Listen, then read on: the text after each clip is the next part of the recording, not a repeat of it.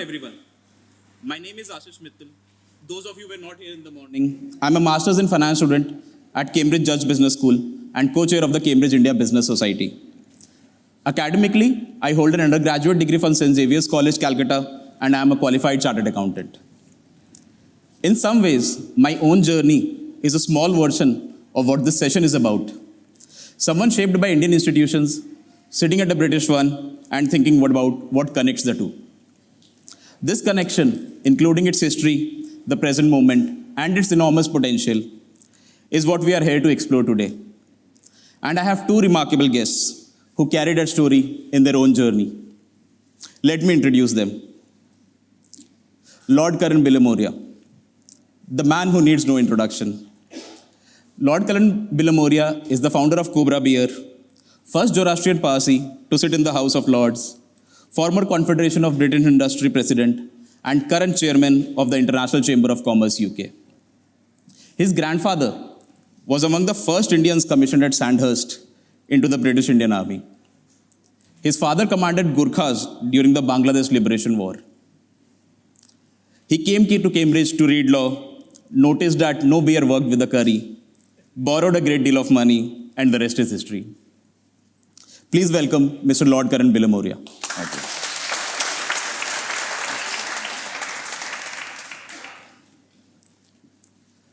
Now let me introduce Mr. Raghav Singhal. Mr. Raghav Singhal is the Managing Director and CEO of ICICI Bank UK. He has a mathematics degree from St. Stephen's College, Delhi, and a management degree from Indian Institute of Management, Lucknow. Over 25 years at ICICI Bank. He has built businesses within ICICI Bank, be it credit cards, treasury, remittances. He leads the institution that in many ways is the financial bridge between the two countries. Please welcome Mr. Raghav Singhal.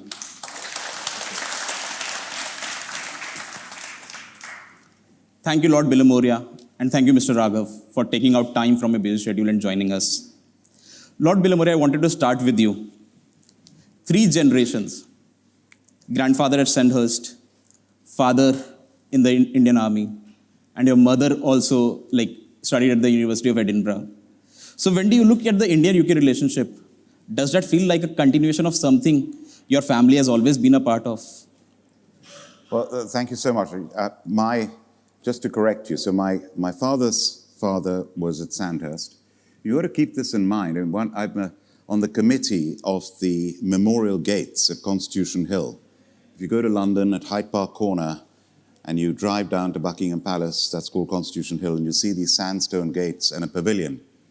And that was inaugurated by Her Majesty the Queen, Elizabeth II, in 2002. And that is in memory of the 5 million individuals who were volunteers from South Asia, Africa, and the Caribbean who served in the First and Second World Wars. Without their service and sacrifice, we would not be sitting here enjoying the freedoms that we have. And every year there's a ceremony to commemorate them. And inside the roof of that pavilion are the names of the Victoria Cross and George Cross holders from South Asia, Africa, and the Caribbean. And my father commanded the 2nd, 5th Gurkha Rifles Frontier Force, and he fought in the liberation of Bangladesh. And 3 of his regimental soldiers' names are up there, 1 posthumous to 3 Victoria Cross winners, and I was brought up from childhood with 2 of them. His father, my father's father, went to Sandhurst. Why? Because in the First World War, the Indians, over 1 million of them who volunteered, were not allowed to become officers. The only officers were the medics. And then they said, we would not have won the war without them. Maybe we should allow a few of them to become officers. So every course at Sandhurst, from 1922 to 1932, there were 8 Indians. It was a very competitive process to get that place. And my grandfather was one of them. And in 1932, we started the Indian Military Academy in Dehradun, where my father was commissioned for. So there's a short list of these King's commissioned officers, and my grandfather was one of them. And his regiment now is 4 Guards, the Guards Regiment in India. Now, my father, of course, was also in the army. My mother's father went to Birmingham University, graduated in 1931, so he went in the 1920s. He learned how to fly and joined the Royal Indian Air Force. My mother was at Birmingham University. Her brother was at Birmingham University, did his PhD, And then I came to study at this university over here. So, and by the way, being in this hall is very familiar ground to me because I was privileged to be vice president of the Cambridge Union. And 2 years running, I led the Cambridge Union against the Oxford Union in the varsity debate. And I can picture that standing. My opponent was Michael Gove, the Conservative, and we became great friends. And we're friends to this day, although we were on the wrong sides of Brexit. He was very pro-Brexit and I was very anti-Brexit. Thank you, Lord Bilimoria. Means thank you for enlightening us with the legacy and for correcting the mistake. So, like you mentioned about Oxford. So we call it the other place here at Cambridge. We do not call it Oxford. Just joking. And like Cobra, was it always part of the plan when you came to Cambridge? Or how is that journey, if you can enlighten us? You know, and at the House of Lords, we called the House of Commons the other place. Okay. And you know, although it's just down the corridor, and everything's sort of different. We have red benches, they have green benches. When our voting is, if you're for the amendment, it's content. If you're against, it's not content. They say ayes and noes. So we have that little rivalry as well. But to answer your question, I had a commerce degree from India. I qualified it like you as a chartered accountant. Were you with, which firm were you with? Ernst & Young. I was also an alumnus of Ernst & Young here in London. And then I did my law degree over here. So with chartered accountancy, commerce degree, law degree, what should I have been? An investment banker. I know I didn't want to be an accountant. I know I didn't want to be a lawyer. But I always knew I wanted to start my own business one day. I didn't realize I would start it as quickly as I did because I got the idea for Cobra while I was here at Cambridge to come up with this beer that would go well with food from a dissatisfaction of fizzy lagers, loving of English ale, and coming up with a beer which would be a combination of lager and ale and the best accompaniment to food. And that's, the idea was here. Now putting it into action is a different thing. And my friends from here were working for the Goldman Sachs of the world. I was driving around in a battered Citroën de Chevaux with student debt to pay off. And I had no experience in the beer industry. I knew exactly what I wanted to do, and I really believed in what I wanted to do, and I gave it a go. Now, today it's a household name. I'm very proud to say in every corner of the UK and exported to about 40 countries. But the idea started right here. Thank you, Lord Bilimoria. In fact, your journey is actually an inspiration for many students here, like who have already taken loan and are like looking to build something. I know many of my batchmates who are trying to build something and they are on a loan. So I think they will definitely benefit from this session and be inspired. Well, I go one step further, and we've got ICICI Bank over here. So talking about loans. So when, because I had no money, I had to raise the money all the way. And for 18 years, the first 18 years, I kept the company completely independent, and I managed to raise the money through lots of different types of funding, including from ICICI Bank. And in 2008-9, in the financial crisis, I nearly lost my business. And on May 29th, which was yesterday, was the 17th anniversary of when I saved the business, when I nearly lost everything. And ICICI Bank supported me at that time when they could literally have bankrupted me. And I'm not exaggerating. And at that time, that restructuring was so tough.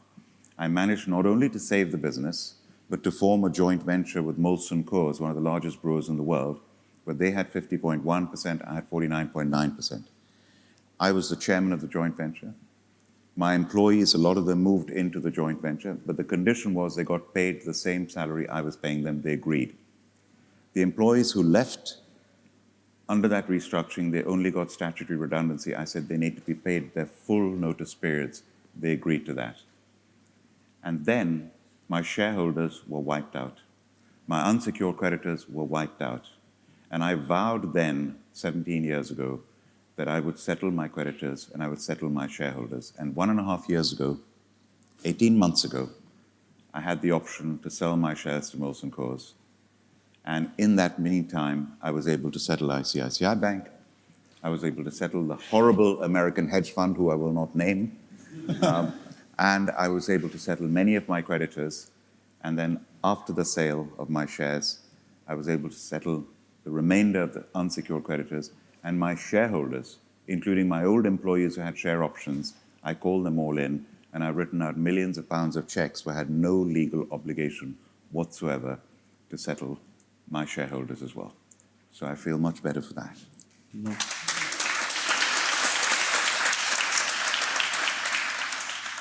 That's really amazing. Like, I would say it was a coincidence you two are on the same panel, but it's like we never knew this story, and it is great to learn, especially when like ICICI Bank is supporting businesses here. It's a prominent Indian bank, it's supporting business here. So now my question is to Mr. Raghav. Mr. Raghav, 25 years at one institution, in an era where people change companies over every 2 or 3 years. But more importantly, you have seen India, like you have gone from building India's credit card business to leading a UK banking operation. How has been the journey for you personally, and what has kept you going at ICICI Bank? So let me first clarify. First let me thank you for this opportunity. And Karan, great that you remember and this is I think the mark of great clients, that they remember the past. They remember the good. I'm sure there were a lot of ugly things also at that time, but you remember the good, and I thank you for that.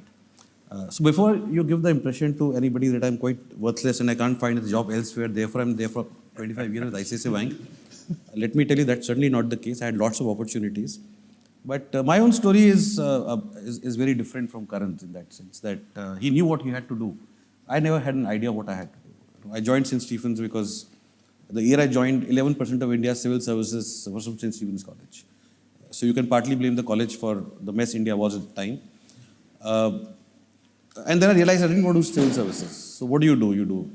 India was opening up, economy was opening up. I'm a product of the 90s, changing India. So I bright student, get into IIM. Then didn't know where to work. Joined an advertising company, joined General Electric. And I was sort of lost till I came in touch with Shikha Sharma, who was a very well-known name in Indian financial services. And she said, we were talking, I was cribbing about generally credit cards in life. She said, what do you know about cards? I said, nothing. And she said, okay, why don't you come and work for us? We are starting retail financial services. And ICICI has a history. It started as Industrial Credit Investment Corporation of India. And our one job used to be to fund entrepreneurs like Karan here, and then see them build their business and enjoy their growth as we grew with them.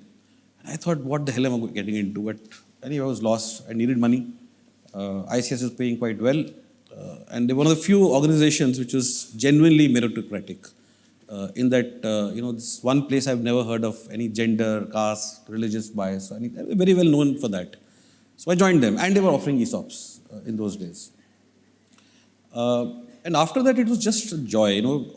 I really participated in India's growth, is the way I would say. I joined as maybe employee number 900 something. Today we are 140,000 plus people in the bank, with 2 subsidiaries which have 100,000 plus people in them. The bank gave me full freedom to do what I felt like. They said, we don't know this, you go and figure it out. That's why we hired you. Hiring people, giving capital. Every few years I would get a new challenge. I think one thing I learned in ICICI was, and that's something I'd share with all young business professionals, is that every few years you have to unlearn and relearn. Otherwise you just stagnate. So I did credit cards for 4 years, and then I was thrown into international banking and remittances. I had absolutely no idea how SWIFT worked, why people sent money, how they sent money. And I traveled a lot. It gave me an opportunity to go to worker camps in Africa and in Saudi, where 10 people share a room, and you learn that every remittance is not a remittance. It's a 70 Hindi movie where there is a poor mother, there is a sick brother, somebody is working hard to send money back home, and what it means to the customer, and therefore what is your role as a bank in a customer's life. That is when I learned the bank is not the actor. The bank is a character actor in a movie. We are not the Amitabh Bachchans of the movie. We are Sanjeev Kumars. For those who don't understand Bollywood, Amitabh Bachchan is world's greatest actor, and Sanjeev Kumar was a great character actor. So we are supporters really in stories of Cobra Beer. We are not Cobra Beer manufacturers, and that's something that stayed with me for long. And again, ICICI, a fantastic place. Put me out after 3 years. Put me in technology. I had no idea of, the only thing I remembered was I failed my COBOL exams. But here you are working on Murex implementation, how tech works, how tech in banking works, then pulled out, put in technology, pulled out, put in wealth management. And then finally, one fine day said, look, there's no space upwards, you want to go to UK? And I said, why not? So my own story is one of, just taking challenges as they come. And I think that's what happens in business life more often. And if you have an opportunity to just keep redefining, relearning, I think that takes you somewhere in life. If it's with one company, so be it. But the way I look at it, I've done 12 different jobs in one company. And I hope that answers your question then. No, in fact, thank you, Raghav. So I really connect with your thought and with the things you mentioned, because I personally have seen the banking industry for the past 8 years. And I have a personal interest in ICICI Bank because my wife works in ICICI Bank back in Mumbai. So I know the legacy and I know the internal things that actually ICICI Bank stands for, and we are really proud of ICICI Bank. So I would just like to take this on a different trajectory, like to the India-UK relations. Data now suggests that India is one of the top inbound investors into the the UK, not just a destination for British capital. What does that shift look like from where you sit? Especially at a time when people say the world economy is being difficult, the Indian growth story is not happening, or the UK growth story, there is an issue. So how do you see it now? So I would say data certainly suggests that UK has seen deflation, de facto deflation over the years, inflationary pressures, etc. But I also feel that one of the British traits I sort of both like and dislike is there's too much complaining and putting down themselves. I think Britain is a great place for many things. Look at research, for example. I mean, one company, AstraZeneca, spends more in research in 1 year than entire India Inc. does in a full year. There's something, and what they make out of it is amazingly, the cutting edge. Look at companies like ARM, for example. 99% of world's chip design comes from them. So UK has great strengths. Its educational system is still something that people aspire for. 3 universities from UK have moved to India. 2 of them are operational.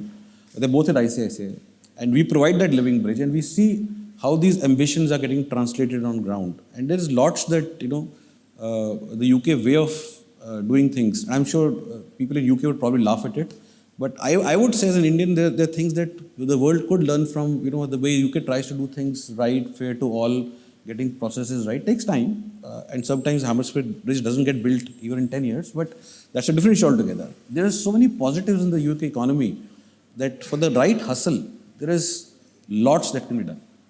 And, of course, we can get stuck with Lord Bilimoria's example, but there's so many other entrepreneurs who've created fantastic business, and we're not talking 100 years back, we're talking last 10 years, especially in technology, infra.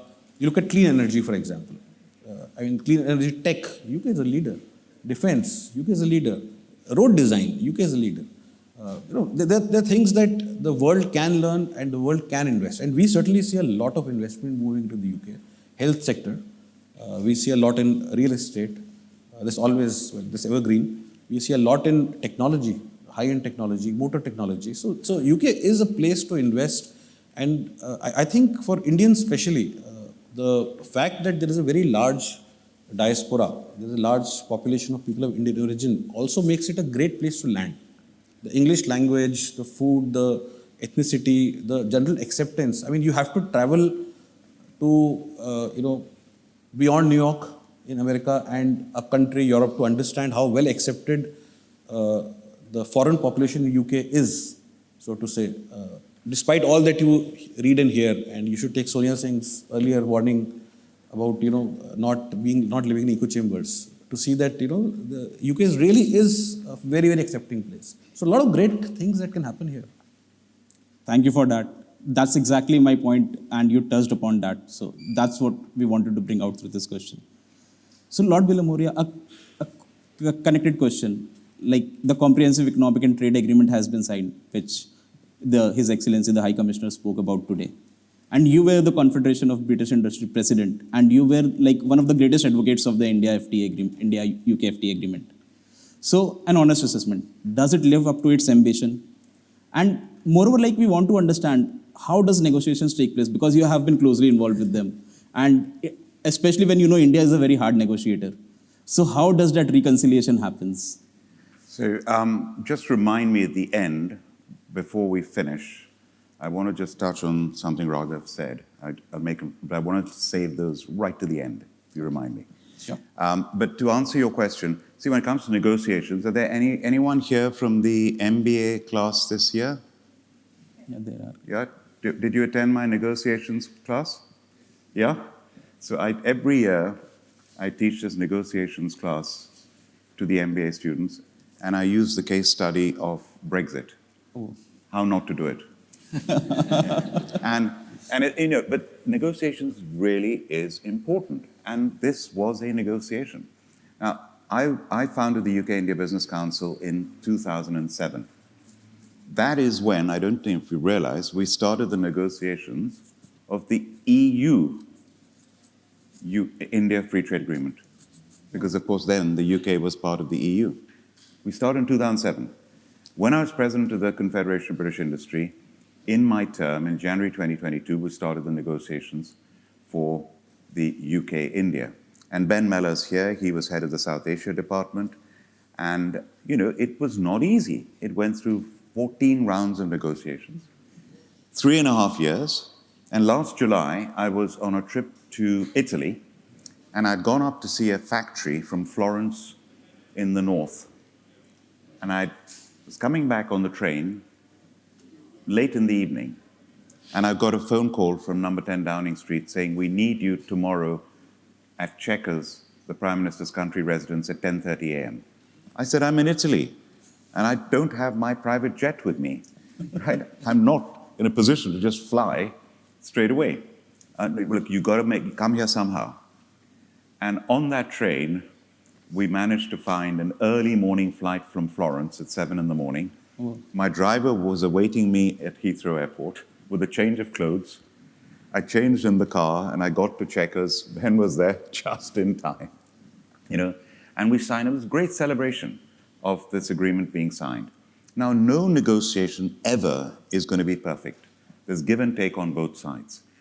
But also, you can't make the best the enemy of the good, because otherwise you'll never start anything. The famous author said, if I strive for perfection, I would have never have written a single book. You've got to get on with it. And when in business terms, you have minimum viable products. You don't wait for perfection. You start with Cobra Beer. My first batch, I exported it over here. It was a little too hazy. It was a little too sweet, but it was good enough for me to start and then get feedback from consumers and keep perfecting the product. So that's what we've got here, is a deal that has got us off the ground. And there are immediate benefits. I mean, the tariffs are straight away. We all laughed about Scotch whiskey at 150%. Well, it's coming down to 75%, and it's going to come down to 40%. We all said 110% duties on cars is too much. It's coming down to 10% with a quota system. These are big moves, let alone all the other aspects of this, which is we must read the detail when it comes to innovation, when it comes to investments, and then everything that's going on around it. So Raghav mentioned foreign universities. I'm Chancellor of the University of Birmingham. When I was Chancellor, we opened up the first Russell Group University to open up a campus in Dubai. And it's been a huge success. Now, similarly, already 10 UK universities have agreed, committed to opening up in India. And when I went with the Prime Minister in October, Keir Starmer went to India, there were 9 of those university leaders as members of the delegation committed to opening up their universities. And as Raghav said, some of them have already started. Southampton started. And you've got York that's going to start, and Bristol's going to start, and it's Queen's University, Belfast, and Surrey, and, which is wonderful news. So the foreign lawyers being allowed to practice in India is now going to be allowed, not in the courts, but advisory. Mutual recognition of qualifications. The one-year master's was never recognized by India. Now it's being recognized. So there's so much that's happening, and this free trade agreement will be a massive catalyst. But here are the facts. To this day, now, this 5th, 6th largest economy in the world depends on the exchange rate, okay? So whichever way you look at it, Britain and India are 5th, 6th largest economies in the world. But do you know India is only the 11th largest trading partner of the UK? Come on.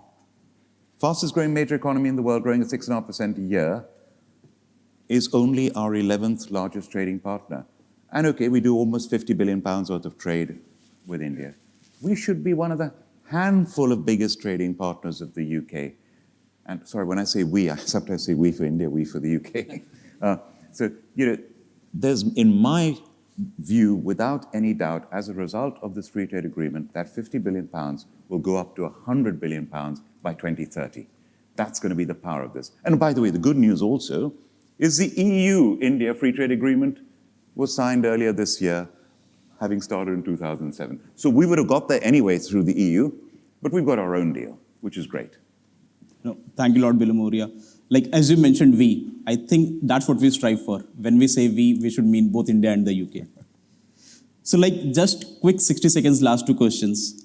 To Lord, like, you have seen and like British businesses up close. Like, what is that one complaint which they bring about India, which India needs to adapt and change to attract British capital? So British companies going to India. Going to India. You know, there used to always be complaints, because I've done it myself. I've manufactured in India for many years. I've had good times and bad times in India.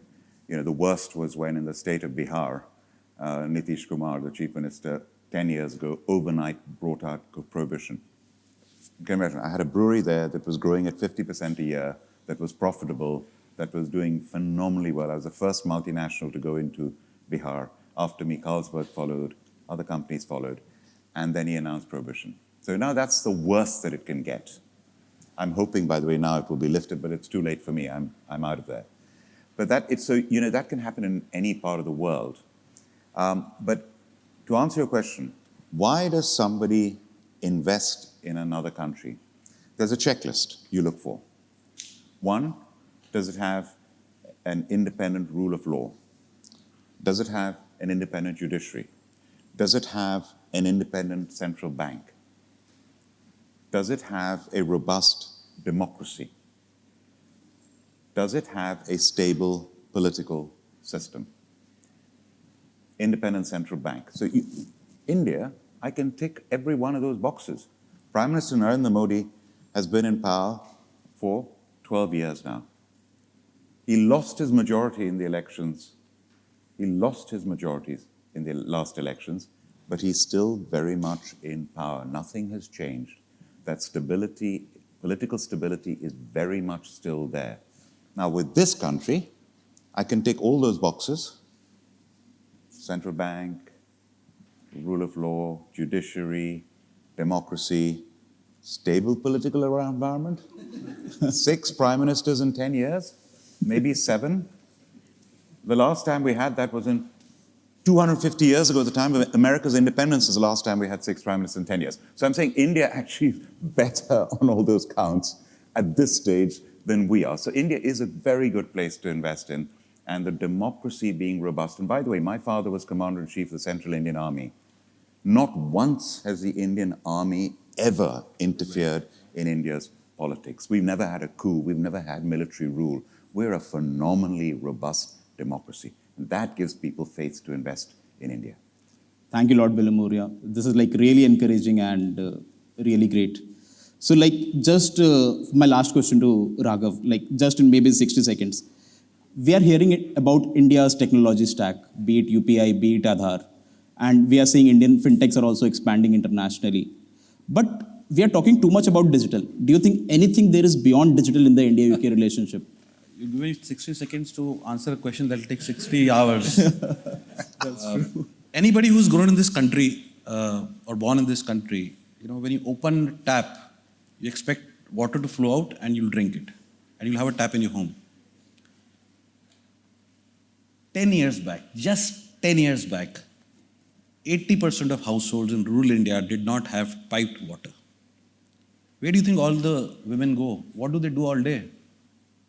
They travel to fill water. This situation is still not rectified, but there are 80% households where there is piped water today. So India is moving on both ends. The cutting edge of technology, but also the very basics for much of its citizens. No open defecation. There might still be some, but we moved a long way from where we were. Piped water.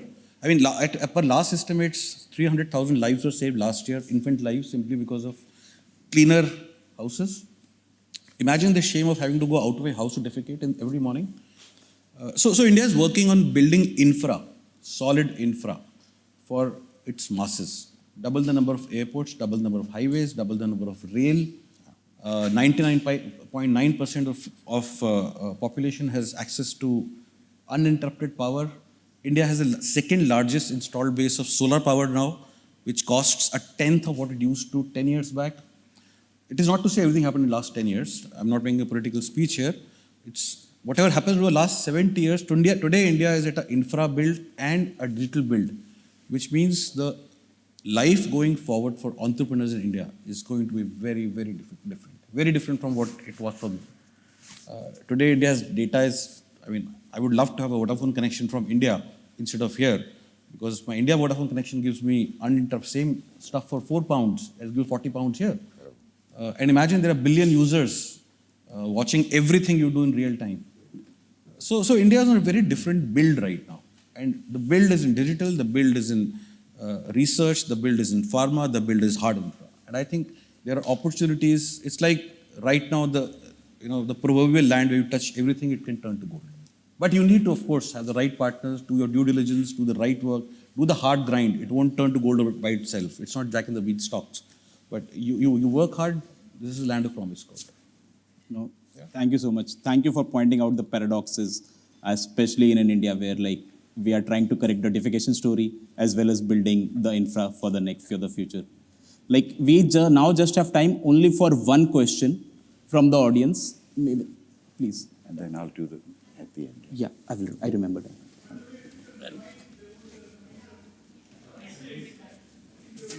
Yeah, he reminded again. After the audience question, we will do that. Thank you. People are following you. Hello, thank you for that. Lord Bilimoria, if you were to start Cobra today, what would you do differently and why? Mr. Singhal, if you were to tell one piece of advice to British businesses entering India, what would it be? Thank you. It's a great question. The big change in this country that has happened since when I came in the 80s as a student here, at that time, entrepreneurship was not really celebrated. At that time, there was a glass ceiling for somebody from abroad, and that's a fact. That has now been shattered.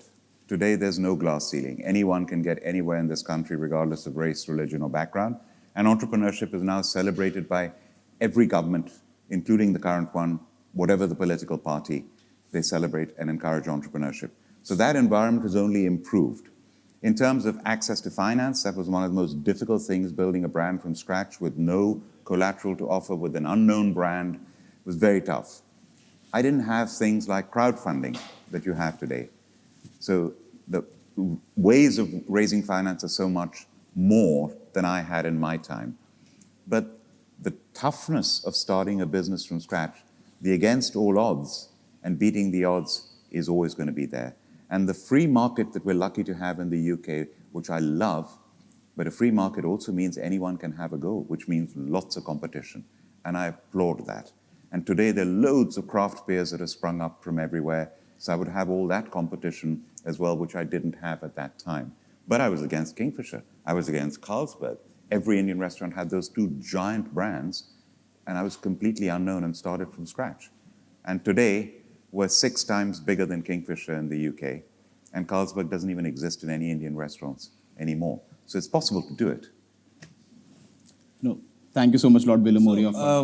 If I had to, in summary, I would say, see, India is, many people say India is difficult. I think for anybody going to India or wanting to go to India, first thing I would say is please do physically go to India. Spend some time, meet people. You will find that India is not difficult, it's different. People in India tend to invest a lot in relationships before they start doing work. India is not very transactional. You'll make friends, get your comfort, go with the right partners. Always have a checklist. Checklist, please. It matters. The environment can be very overwhelming for different people, especially if you're not used to India's pace of doing things. But take it at your own pace, have the right partners. I know I'm pitching ourselves here, but feel free to come and chat with us. There's a huge ecosystem of many consultants, many people who are there to help, who simply invest in the corridor. But please just remember, whenever you feel stuffed, that it's different, it's not difficult.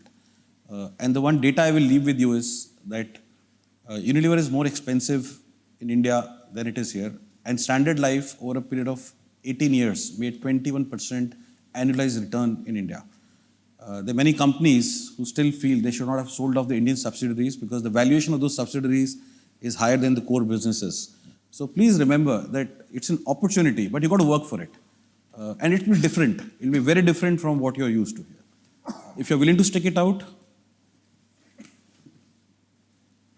I hope I've answered your question. Really sorry. So that was the last question. We need to move to the lunch break. But No, I'm just going to say my... Yeah. So, that's what I want to say, and this is triggered by what Raghav has just said and said earlier. By the way, I recommend ICICI Bank. Okay? I still Thank keep... you. And that was not paid for, please. No donations made to his party or House of Lords. I still keep a personal account in India and an investment account, talking about investing he was just talking about, in India with ICICI Bank to this day. And they saved me and helped me, and I'll never forget that. But you said a couple of things. Just now, the facts. India's poverty, there was a chart presented. I met the new High Commissioner briefly at the Raisina Dialogue, and one of the chief economic advisors to the government of India showed a chart of the improvement of people being lifted out of poverty in India from 2011 to 2025, and this is not an exaggeration, it's almost 300 million people lifted out of poverty. I mean, this is what Raghav's just been talking about. The progress is amazing. The other thing he was talking about this country and what's good about this country, look, I hate this new term that has suddenly come from nowhere, middle powers. What nonsense is this middle powers? There are two superpowers, America and China. That's it. There is no other superpower. But there is an emerging superpower, and that is India without a fact. Fast forward whether it's 10 years from now or more, India will be a superpower. India's per capita GDP today is under $3,000 per person per year. It needs to be $30,000 per person per year. And the aim is to get to that by the centenary of India's independence in 2047. And I believe India will get there. So India will be a superpower. Do not call this country, UK, a middle power. You know, we are still fifth, sixth largest economy in the world. We're no longer no empire, but we're a global power with global influence. We're still at the top table of the world, G7, G20, UN, NATO, Five Eyes, AUKUS, not EU, but anyway, apart from that, we're on the top table of the world. We have, as Raghav outlined, we have excellence in everything. The two things that India has, along with a country like the United States of America, is a combination of hard and soft power. That's so powerful. And if I just give an example here, again, Raghav mentioned about AstraZeneca. You know where AstraZeneca is headquartered? Here in Cambridge. He talked about innovation.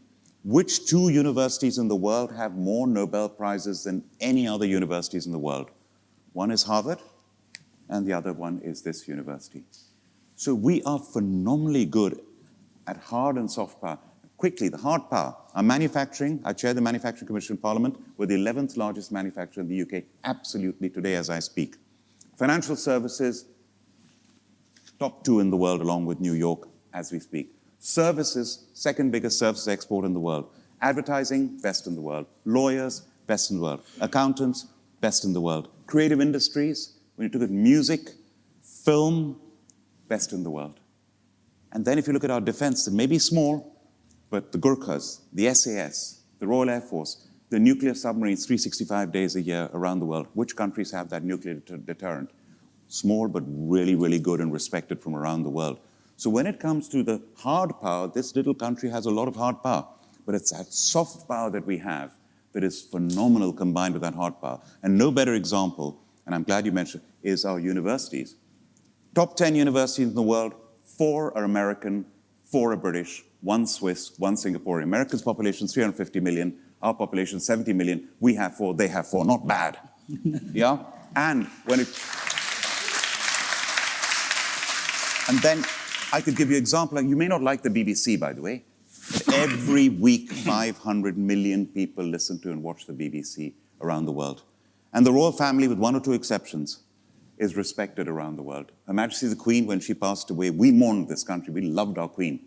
I didn't realize how much the whole world respected that great lady who lived a life of service and duty. And as for King Charles III, what a wonderful king we have. They made laughter and joked about him about the environment decades ago. He was decades ahead of the game.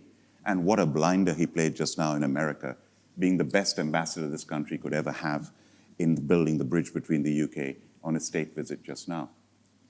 And as for Premier League football, our top teams have hundreds of millions of supporters around the world. So hard and soft power combined, this country is unbeatable. And looking ahead, I tell you, the potential between the UK and India is a special relationship. And it is based on a country with 70 million and 1.45 billion, but mutual respect and mutual trust. And the sky is the limit for our two countries. Thank you. Thank you.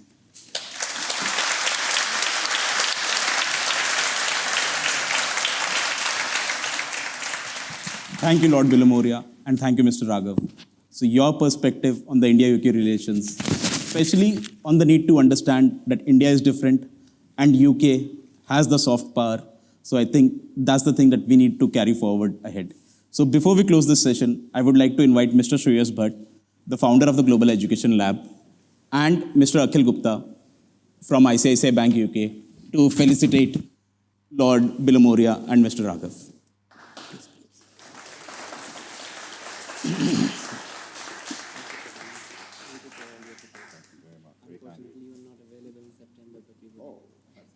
Thank you. Gosh.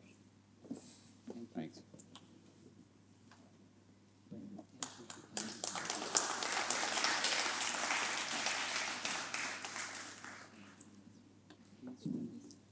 Thank you once again, Lord Bilimoria and Mr. Raghav. Thank you.